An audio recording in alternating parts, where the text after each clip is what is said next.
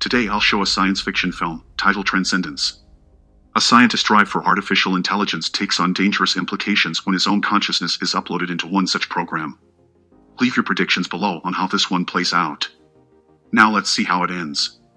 The movie opens with Max Waters, a scientist walking down an almost deserted street in Berkeley, California, soliloquizing on the importance of technology and its synergy with human existence.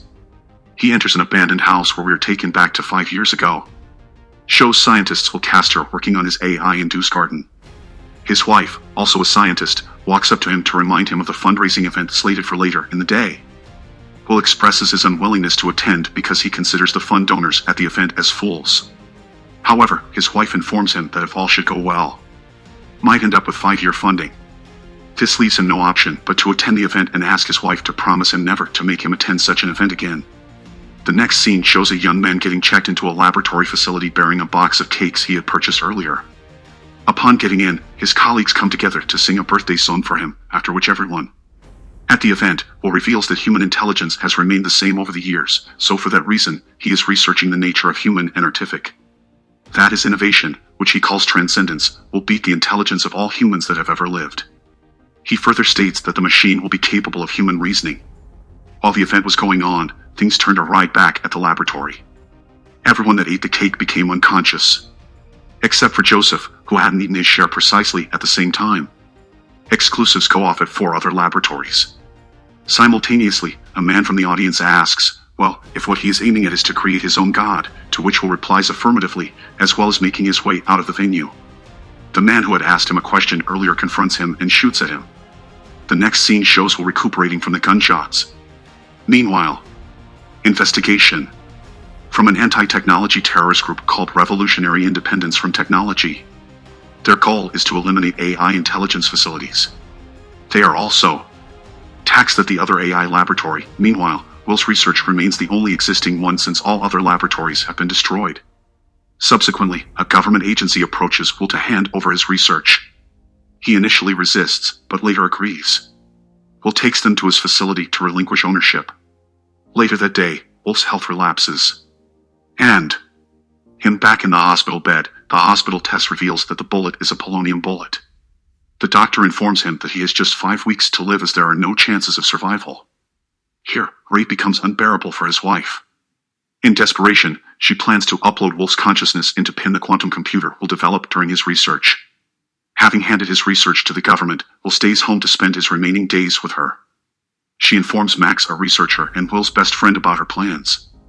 Max approach, questioning the wisdom of her reasoning. He tries to make her understand that uploading Will would only imitate him and not bring Will back from death. Eventually, Will personally agrees with his wife. Makes no choice but to go ahead with it.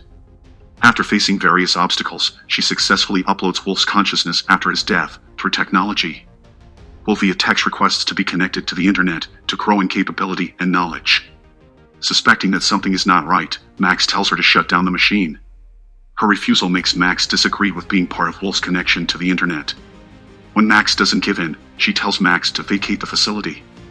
Meanwhile, Max gets attacked in the parking lot while leaving the building. Following that, Riff discovers where the project has been established, and they plan to attack her. Fortunately, she knows that the attack will happen because she had successfully connected Will to the computer, the internet via satellite. Afterwards, she escapes before Rift invades the building and destroys the equipment. The next scene shows Bree, the leader of Rift Kidnap. Old hostage Bree tries to convince Max to join the group, to which Max declines. Eventually, Will hacks into the government server upon seeing the new Joseph claims that will hack the server to assist the government. The government, on the other hand, becomes suspicious of Will. The FBI investigative team pledges to take down the Rift group, leaving Joseph behind to monitor Will. Meanwhile, Will demand that his wife leaves for a new town in his virtual form. Will assists her and sets up a magnificent technological facility in a remote desert town called Brightwood 2 years later. Still in his virtual form, Will spearheads the facility, attaining new milestones in technology, energy, biology, nanotechnology, and medicine in a short period. In the following event, a facility worker gets beaten up and is rushed to the facility, where they use nanotechnology on him. Eventually, he gets healed and all the bruises are gone. Surprisingly, the man gets back to work fully agile. The next day later, Will's wife discovers that Will have infiltrated the factory man's system. However, she grows fearful of Will's motive after discovering he can remotely connect and control people's minds after being subjected to his nanotechnology. Moving forward, FBI agent Donald Buchanan and Joseph travel down to Brightwood to visit her at the facility. Both of them are left shocked considering Will's progress.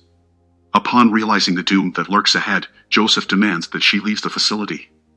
Meanwhile, agents Donald and Joseph plan to stop artificial human intelligence from spreading, as well as already extended his influence across all the technology in the world to counterattack Will's influence. Max and Riff team up to develop a computer virus file. Will source code later. The group invades all the workers already exposed to the nanoparticles. The dead workers come back to life, launching an attack on Max and Rift. Eventually, Will's wife leaves the facility angrily when she discovers that Will have infiltrated her consciousness. She later goes to join Max. Max informs her of the need to destroy Will with a computer virus. She agrees to inject herself with the virus.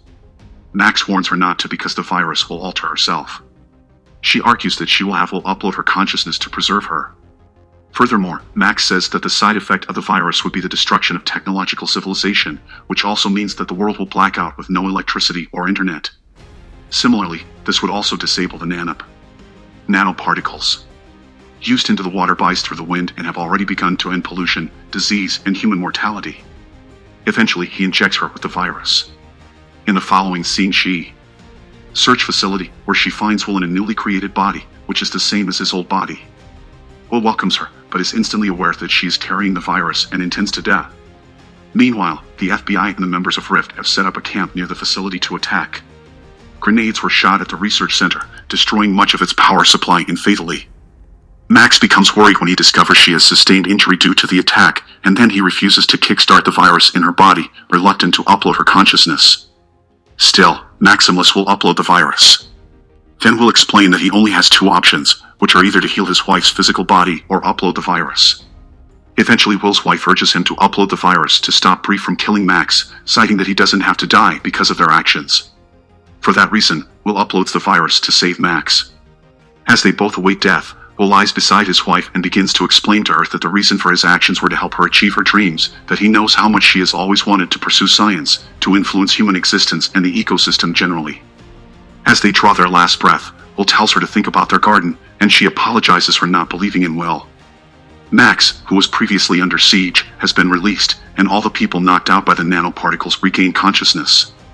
However, by the time Max gets to the facility, the virus has killed both Will. The technology collapses and a blackout takes over the world. 5 years later, Max visits Will and his wife's garden at their old home in Berkeley. He notices that all, except for the sunflowers. On a closer look, he notices that a drop of water falling from a sunflower petal instantly cleanses a puddle of oil. He also, that the cage above the garden has particles from Will's nanotechnology.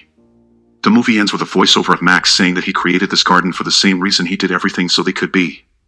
That is how it ended.